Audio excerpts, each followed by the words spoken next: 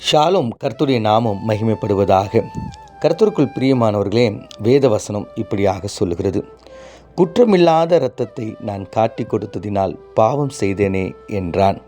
மத்தேயு 27:4. கர்த்தருக்குள் பிரியமானவர்களே, யூதாஸ் என்கிற தேவ மனிதனை குறித்து நாம் அறிந்திருக்கிறோம். தேவனுடைய ஊழியத்தில் உடன்பட்டு அநேக இடங்களில் தேவனுடைய அற்புதங்களையும் அடையாளங்களையும் அவருடைய ஊழியத்தில் பங்கு பெற்ற ஒரு மனிதனாய் இருந்தார்.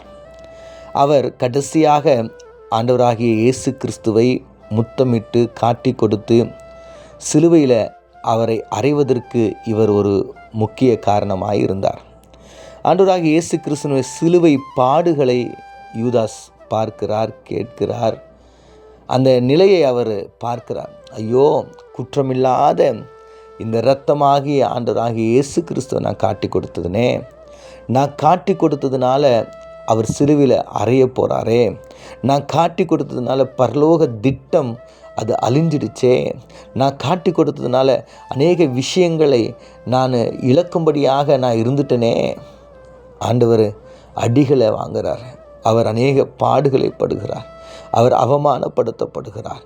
இது எல்லாவற்றையும் யூதாஸ் யோசிக்கிறார். யோசித்து இந்த குற்றமில்லாத இந்த இரத்தத்தை நான் காட்டி கொடுத்துட்டேனே, ஒரு பாவமும் செய்யாத நான் காட்டி கொடுத்துட்டேனேன்னு சொல்லிட்டு அவர் மிகவும் வேதனைப்பட்டு ஒரு நிலத்தை வாங்கி அந்த நிலத்தில் தன்னைத்தானே மாய்த்து கொள்கிறார். அவர் மரித்து போனார். கர்த்தருக்குள் பிரியமானவர்களே, யூதாஸ் தன்னுடைய வாழ்க்கையில் அந்த கடைசி நிமிஷத்தில் ஆண்டவர்கிட்ட அவர் சாரி கேட்டிருக்கலாம். கண்டிப்பாக ஆண்டவர் மன்னிச்சிருப்பார். அது ஒரு பக்கம் இருக்கட்டும்.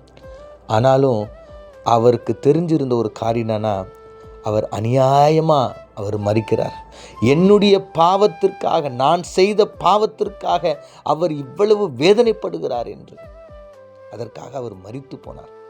கர்த்தருக்குள் பிரியமானவர்களே, உனக்காகவும் எனக்காகவும் ஆண்டவராகிய இயேசு கிறிஸ்து சிலுவையில் பாடுபட்டார், அவர் தன்னுடைய ஜீவனை கொடுத்தார் என்பதை நீங்கள் இன்றைக்கி தான் யோசிச்சிருக்கிறீங்களா?